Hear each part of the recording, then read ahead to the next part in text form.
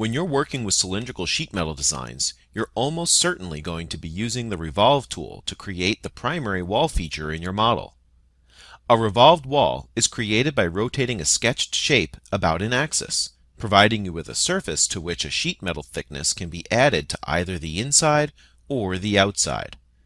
To start our sketch, let's select Datum Plane Front as the sketch plane, and then start the Revolve tool from the Shapes group drop-down menu. We're going to quickly turn off datums so we can see what's happening more clearly. Now that Sketcher has been started, sketch a center line that the shape will be revolved about. After sketching the center line, right-click and select Axis of Revolution from the pop-up menu to tell Creo Parametric which axis the sketch will be revolved about. The next step is to sketch the shape that will be revolved about the center line. In our example, we're going to revolve this shape.